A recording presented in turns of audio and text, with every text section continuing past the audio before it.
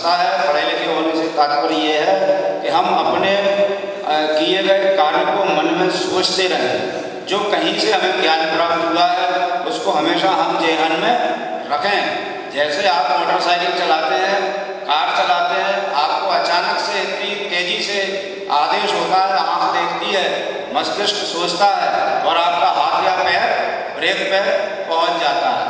तो जब आप इतनी तेजी से एक्शन ले सकते हैं तो ये तो कोई आपको समझा रहा है, ये तो कोई आपको बता रहा है, तो निश्चित रूप से है आप इस स्लोगन का पालन कर सकते हैं कि रुको, सोचो और एक्शन लो। थोड़ा सा 5 मिनट का समय आपको चाहिए कि आप इस बात को सोचो, अपने लोगों से बात करते रहो। अभी आपने देखा सुना होगा कि हमारे पूर्व नगर पालिका के उपाध्यक्ष हरवीर सिंह डिजिटल अरेस्ट हो गए थे। अभी एक बैंक के खुद अधिकारी डिजिटल अरेस्ट हो गए थे। अभी आपने इसमें देखा कि एक डॉक्टर डिजिटल अरेस्ट हो गई थी, कितनी बड़ी धनराशि उन्होंने दे दी थी। पैसा कभी भी, अच्छा आप सब लोग ग्रामीण अंचल से हैं और राजनीतिक रूप में भी आप लोग हैं, समाज सेवा भी कर रहे हैं, पुलिस से भी कहीं ना कहीं कई लोग इसमें जुड़े हुए हैं। कभी भी पुलिस ने आपसे जो कही कि तुम्हारे उस आदमी को यार हमने डिजिटल अरेस्ट कर लिया है, आप कोई कहेंगे कि या तो हाजिर करा दो, थाने पे ही आना पड़ता है। तो कोई डिजिटल अरेस्ट नाम की चीज नहीं है, ठीक है ना। और ना हम कभी पुलिस की वर्किंग से जो जानकार है वो तो इस बात को जानते ही है, आम आदमी भी जानता है कि पुलिस ने आज तक कभी किसी को डिजिटल अरेस्ट नहीं किया।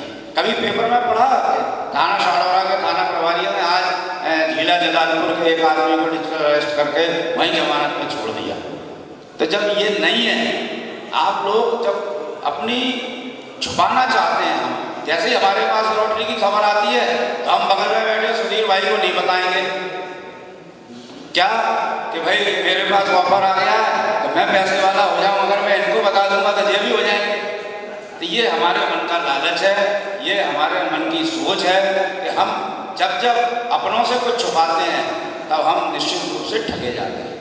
हमें जब भी कोई हमारे पास परेशानी आती है, हम अपने किसी एक आदमी को, हर किसी के जीवन में एक बंदा ऐसा होता है कि वो उसको बता सकता है, वो उसको निश्चित पता है। एक्सटॉर्शन के संबंध में भी मैं इस बात को इंगित कर रहा हूँ कि आप उनको भी बता सकते हैं कि मेरे साथ ऐसा हो गया है। अपने यहाँ ही 3 साल पहले अशोकनगर में बड़े पदाधिकारी थे आप लोगों की पार्टी के ही, वो हमारे पास आए रात में, बड़े परेशान थे कि भाई साहब मैं सुसाइड कर लूँगा, लेकिन मैंने कहा आप मत करो, मैं आपको अभी 2 घंटे में निजात दिलवाता हूँ। और मैंने उनको मतलब उनके उस पर कार्रवाई कराई और उस बात से उनको मुक्त कराया। तो आप कोई ऐसी चीज़ नहीं है कि जिसका कोई इलाज नहीं है, खास तौर से कानूनन, जैसा कि सुधीर भाई ने आशंका व्यक्त की, उनके भी हैं, निश्चित रूप से है। ऑडियो वीडियो रिकॉर्डिंग प्रथम दृष्टया मान्य नहीं हो सकते हैं, लेकिन अगर आप प्रस्तुत करते हैं तो वो विवेचना में सहायक सिद्ध होते हैं और विवेचना में उनकी गुणवत्ता और उनकी जो प्रामाणिकता है उसका पूरा परीक्षण किया जाकर उनको भी साक्ष्य के रूप में इस्तेमाल किया जाता है। और इस बात से कई बड़े बड़े प्रकरणों के खुलासे भी हुए हैं। तो ऐसा नहीं है कि हम ऑडियो वीडियो रिकॉर्डिंग अगर करते हैं तो उसका कोई परिणाम नहीं निकलता है, निश्चित रूप से निकलता है। और मैं फिर आप सबका बहुत बहुत धन्यवाद करता हूँ, हमारे नए बच्चों का भी करता हूँ और इन पर जिम्मेदारी थोपता हूँ। ये हमारे ब्रांड एम्बेसडर के रूप में है, तो ये अपने घर वालों को, अपने स्कूल वालों को, अन्य सभी लोगों को इस अभियान के तहत जागृत करेंगे और बताएंगे थाना प्रभारी शाहडोरा को कि हमने 10-10 आदमियों को इस संबंध में जागृत किया है। मैं सभी वरिष्ठ जन, प्रबुद्ध जन, पत्रकार बंधु, जो हमारे नगर पालिका के पार्षद यहाँ बैठे हुए हैं, इन सबकी भी महती जिम्मेदारी है कि हम कैसे भी अपने लोगों की जेब को डाका डलने से रोक पाएँ।